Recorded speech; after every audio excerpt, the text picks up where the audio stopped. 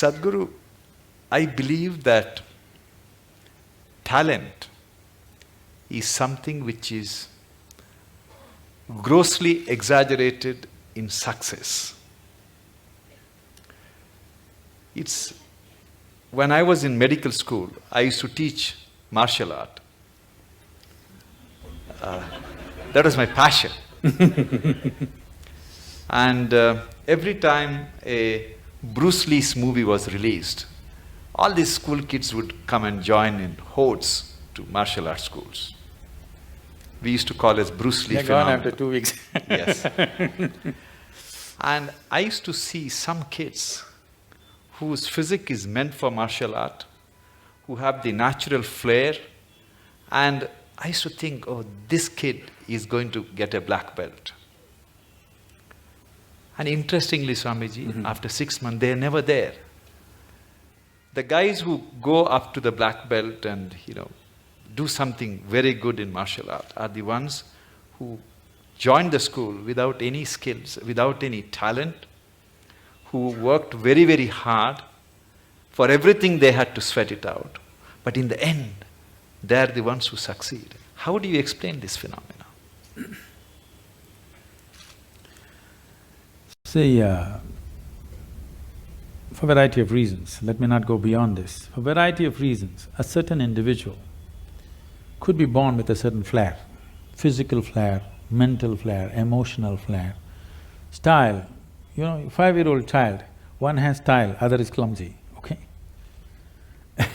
So the one with the style is not going to become necessarily a fashion thing. Somebody else who seems to be clumsy may grow into something else. Like, you don't know when a woman is pregnant, the child within that womb, whether it's a sage or a sorcerer, nor the woman know.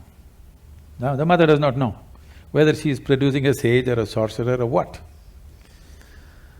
This is because, I use the word coherence because of modern science is using that word.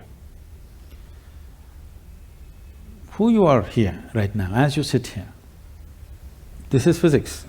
Every subatomic particle is in constant contact with everything.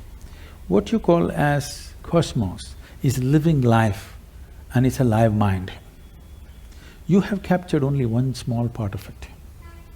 If you work with only that one small part of what you have captured, both as life and as intelligence, you will function at a certain level.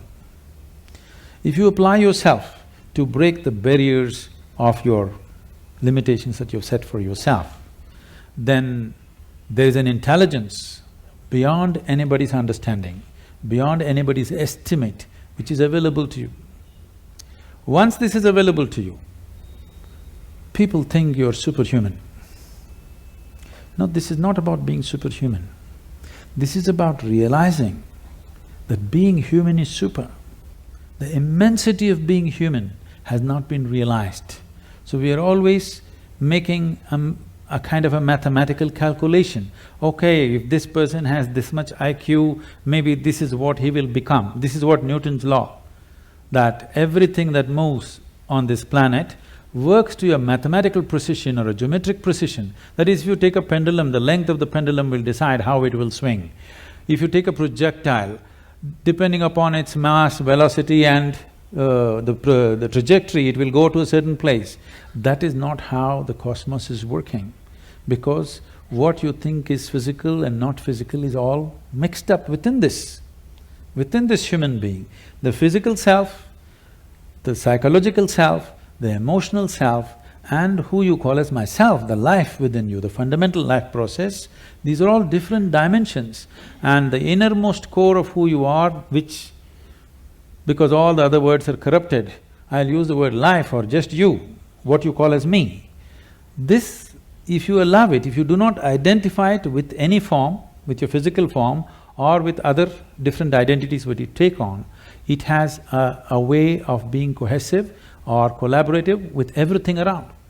When we say somebody worked hard, all he is trying to do is stretch his boundary of identity, isn't it?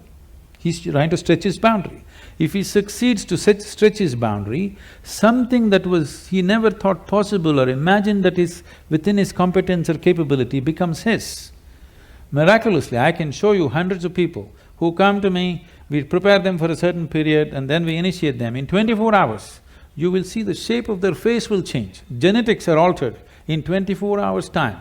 You can see the photographic images, they have actually changed dramatically overnight simply because of a certain extension of their identity. So, in the Indian spiritual milieu, so when you say spiritual, we must understand this. This is not about looking up or looking down. When we say spiritual, we are talking about transcending the limitations of physical. So right now, the physical is here as if it's a solid entity in people's experience. But modern physics is telling you and medical science is beginning to tell you, or if people don't understand, if they just hold their nose for 2 minutes, they understand that they are not an independent existence. It is in transaction, not just in terms of breath. Even on the level of subatomic particles, it's in constant transaction.